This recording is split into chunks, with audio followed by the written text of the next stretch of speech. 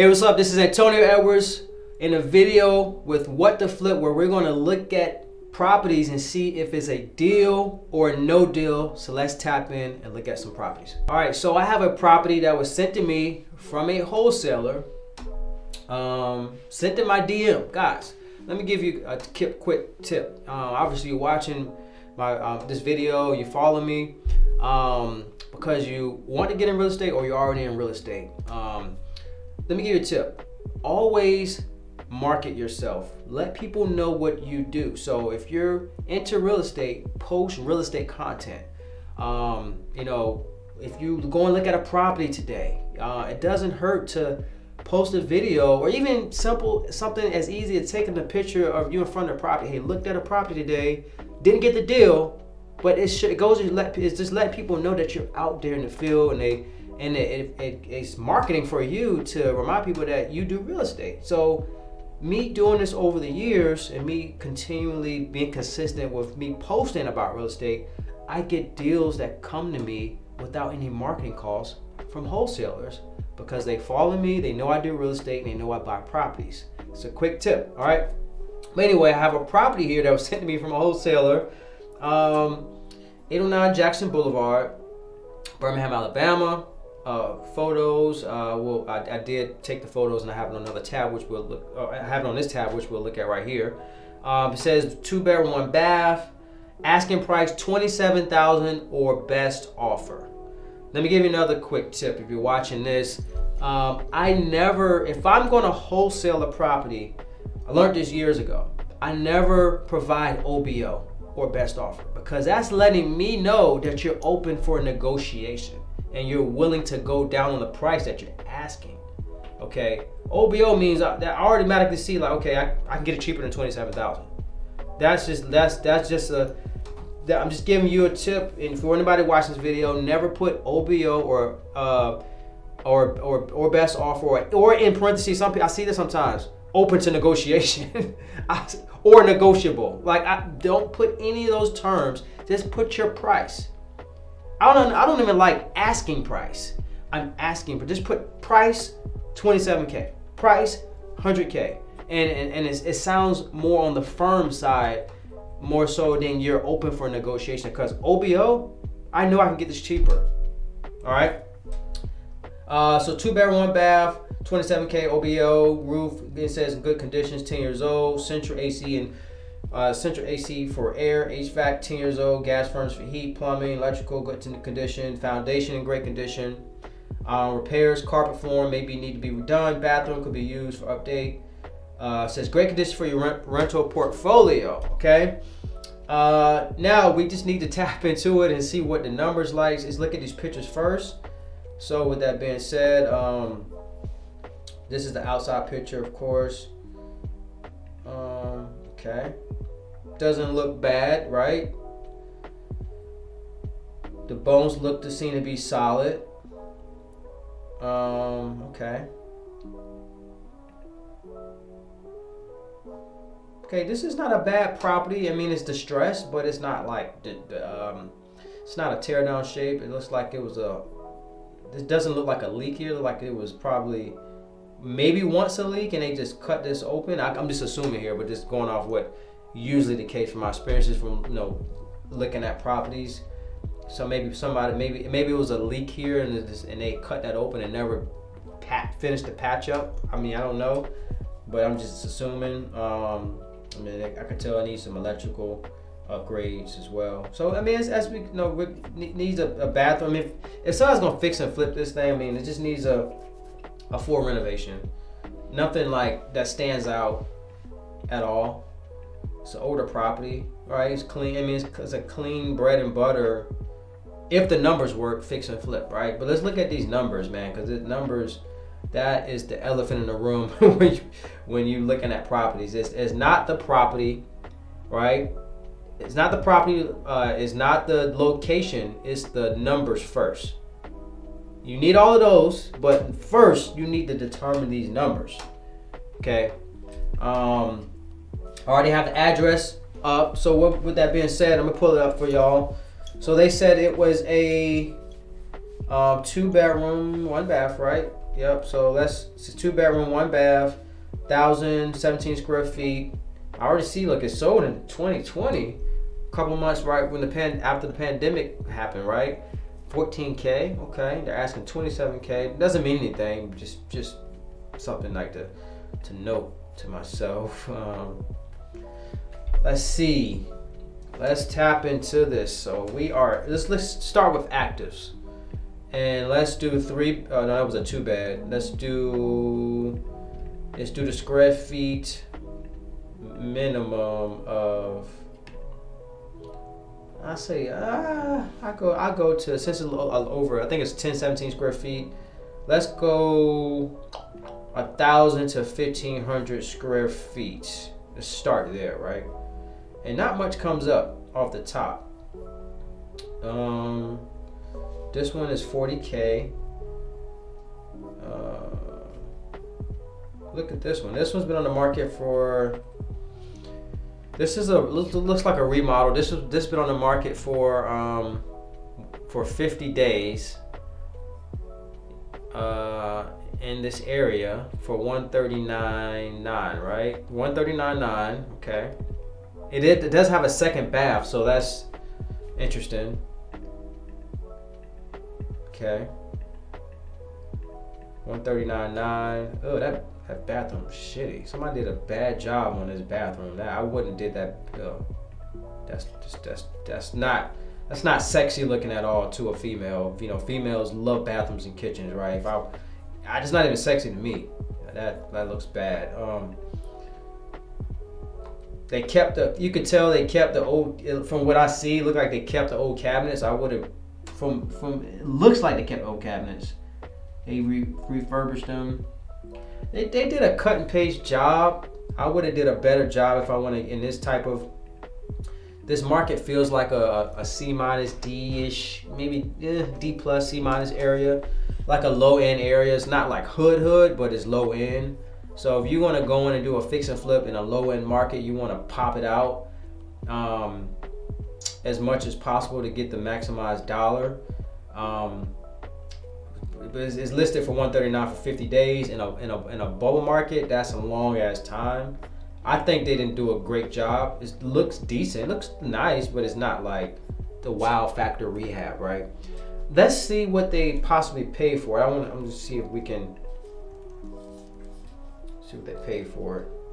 All right, so if you go to AntonioPropertyData.com, you see right here, this is where I'm logging into, which is affiliated with PropStream. You get a free 7-day test drive. It gives you a lot more data than just running comps on Zillow. I just want to see what that person brought this property for. As you see, it's popped up here, the same property as this, right? I'm hopefully they tell me what they brought this property for. Boom, boom, boom, boom. You got it. They paid $35,000 for this property last year, and they fixed and flip it, and they have it on the market for $139.9. Let's see. Okay. I wanted to see if they brought it as a 3-1, but it says 3-2. It's probably populated for the new listing, I'm assuming, right? But with that being said, I mean, they paid $35,000 for this property. Sometimes investors buy properties in their personal name. Don't ask me why, but you can see this investor, Landon Moles, whoever it is, right? Is the buyer. He owns his property. He bought it for $35,000 cash. You see cash here, the purchase method. Last year, did some renovations and put it on the market, and it's still on the market the last 50 days for $139.9.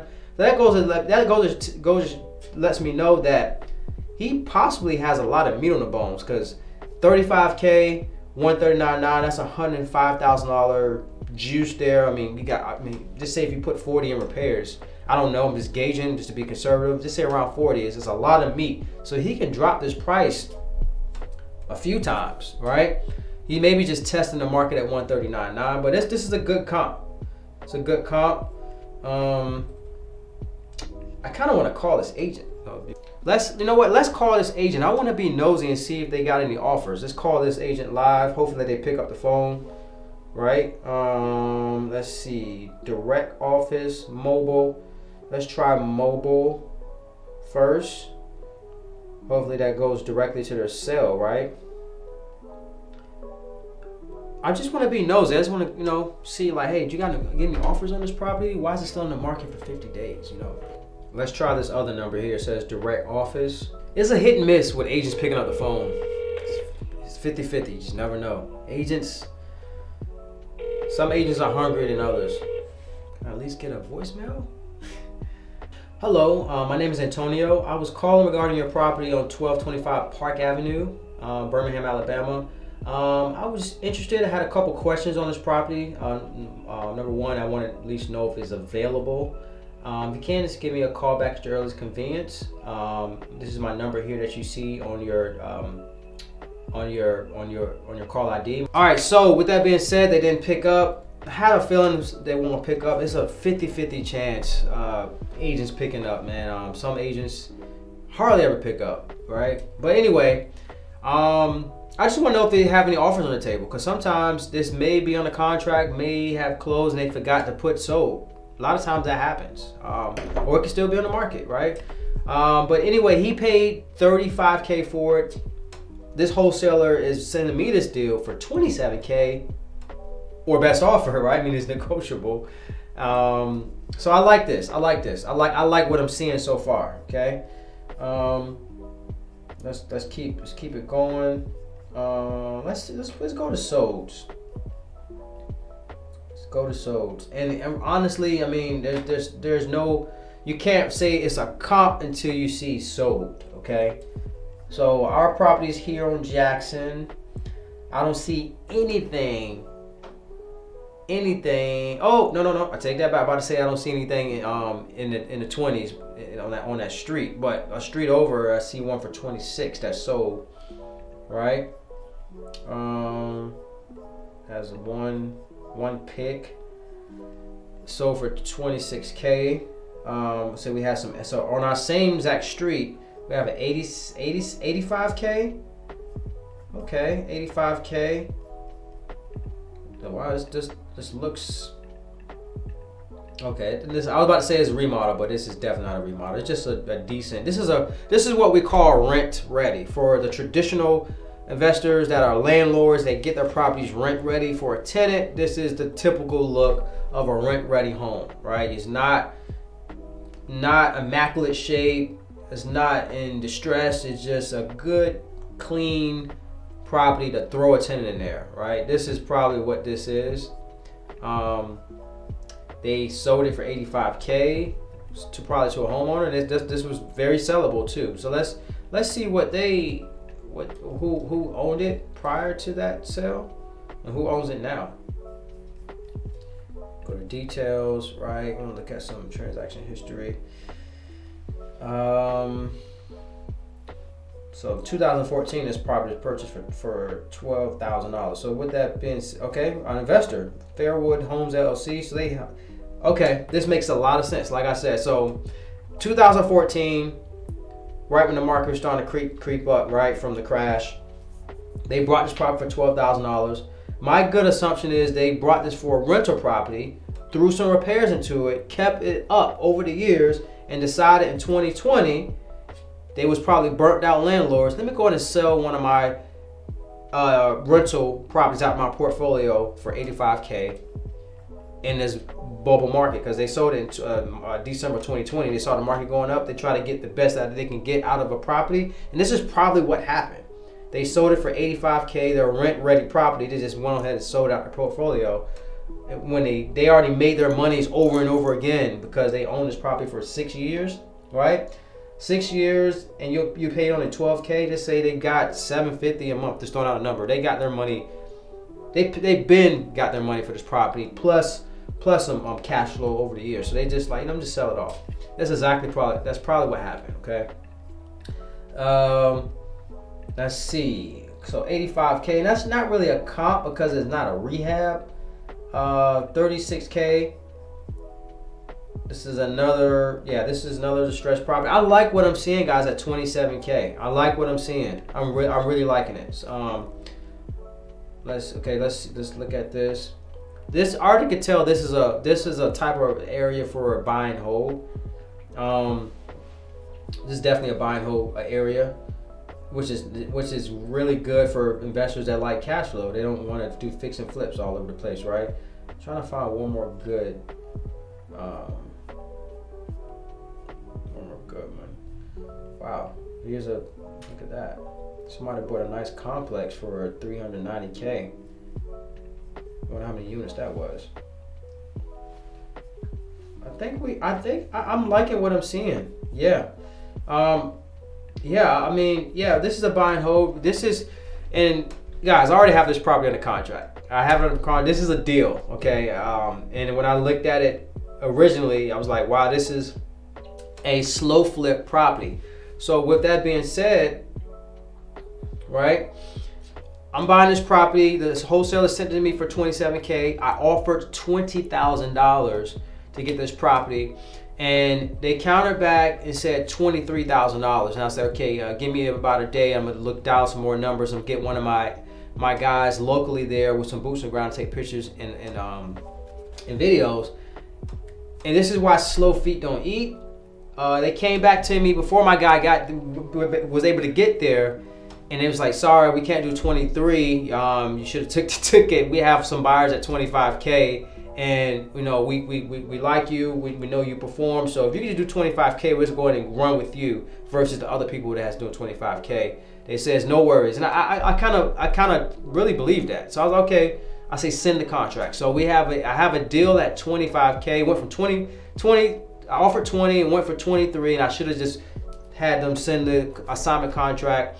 Waited a day, not even a day, but anyway, end up getting the contract, a deal for 25K. So I close on this tomorrow as we speak. Can't make this up. I close on this tomorrow for 25K. This is going to be a slow flip property.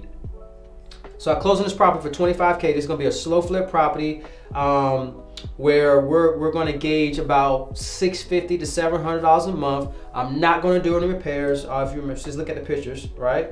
I'm going to leave it just like this.